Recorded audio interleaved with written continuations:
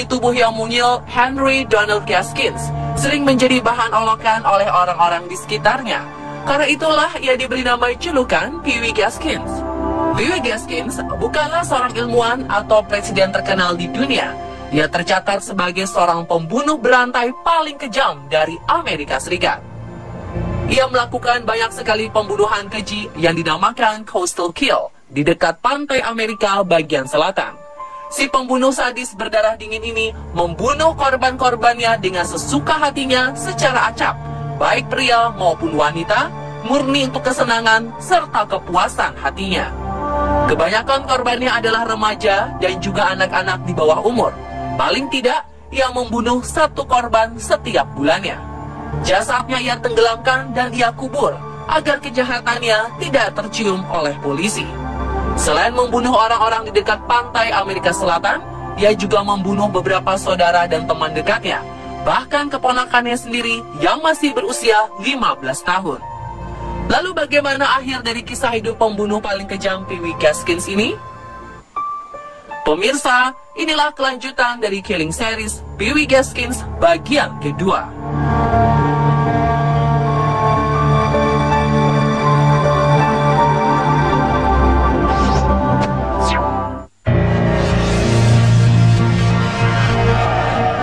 November 1970, Gaskins melakukan pembunuhan pertamanya terhadap beberapa saudara atau kerabat dan teman-teman dekatnya.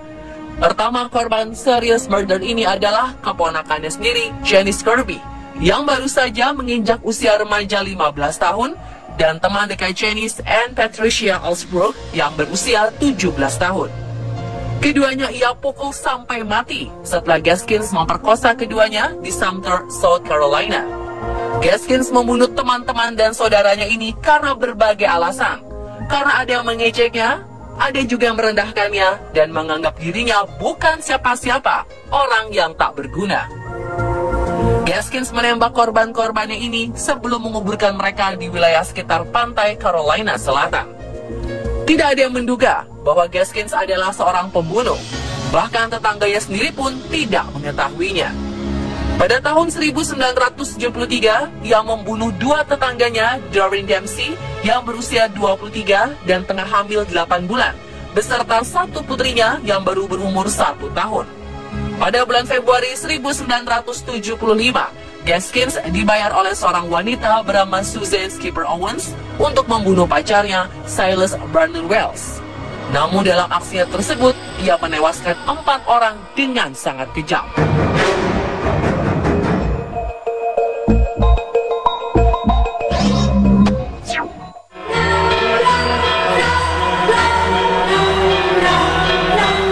Peribahasa, sepandai-pandainya tupai melompat, akhirnya jatuh juga ke tanah, sangatlah pas menggambarkan kasus yang dilakukan oleh Gaskins.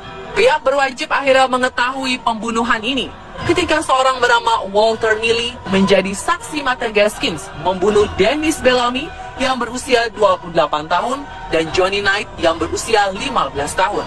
Neely mengaku kepada polisi bahwa Gaskins telah menceritakan rahasianya kepadanya. Gaskins menceritakan bahwa ia telah membunuh beberapa orang yang dilaporkan hilang selama 5 tahun belakangan di daerah South Carolina. Ia juga menunjukkan padanya di mana ia mengubur korban-korbannya tersebut. Berdasarkan keterangannya, polisi berhasil menemukan 8 jasad hasil kejahatan Gaskins. Pada tanggal 14 November 1975, Gaskins akhirnya ditangkap oleh pihak kepolisian atas kasus yang sangat serius. Dan pada tanggal 24 Mei 1976, Gaskins diadili dengan tuntutan pembunuhan terhadap 8 korban yang ditemukan dalam investigasi polisi. Dalam hasil pengadilan tersebut, Gaskins dinyatakan bersalah dan dijatuhi hukuman mati. Namun dalam proses hukum selanjutnya, hukuman mati tersebut diubah menjadi hukuman penjara seumur hidup. Kisah pembunuhan Gaskins tidak berhenti sampai di situ saja. Di dalam penjara pun, si pembunuh sadis berdarah dingin ini juga masih melakukan pembunuhan.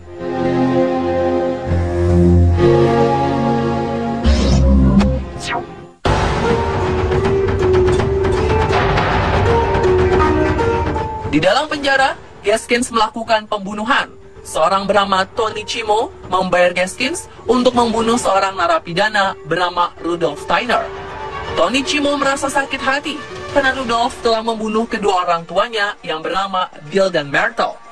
Pada awalnya Gaskins mencoba membunuh Rudolph dengan makanan dan minuman yang telah dicampur dengan racun. Namun karena gagal, Gaskins akhirnya memilih menggunakan bom untuk membunuh Rudolph. 12 September 1982, Gaskins memasang sebuah perangkat yang mirip dengan radio portable di dalam sel penjara Rudolph. Gaskins kemudian berbicara kepada Rudolph dan menyuruhnya untuk terus mendekatkan kupingnya ke arah radio. Ketika kuping Rudolph sudah sangat dekat ke arah radio, saat itulah Gaskins meledakkan bom tersebut. Setelah melakukan aksinya tersebut, Gaskins dijuluki The Meanest Man in America, atau manusia paling kejam di Amerika. Dan kasus pembunuhan tersebut adalah pembunuhan terakhir yang dilakukan olehnya. Akibat pembunuhan tersebut, Gaskins diadili dan diganjar hukuman mati.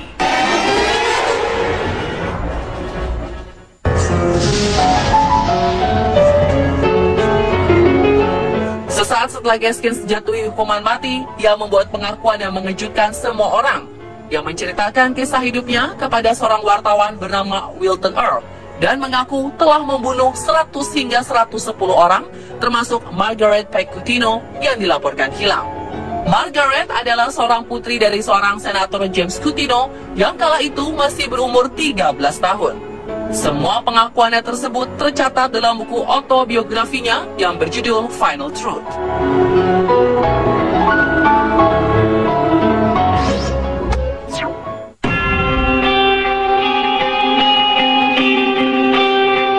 Hanya beberapa jam sebelum ia diantar ke kursi listrik di Bird River, lembaga pemasyarakatan, Gaskins mencoba melakukan usaha bunuh diri. Ia mencoba memotong pergelangan tangannya menggunakan pisau cukur yang disembunyikan dari para penjaga penjara, dan usahanya tersebut gagal. Eksekusi mati di kursi listrik tetap dijalankan sesuai putusan. Donald Henry Pee Wee Gaskins akhirnya dieksekusi mati pada tanggal 6 September 1991. Sejarah mencatat, ia adalah orang keempat yang dihukum mati di kursi listrik. Dan pemirsa, itulah kisah hidup dari seorang pembunuh berantai paling kejam, Donald Henry Pee Wee Gaskins, versi on the spot.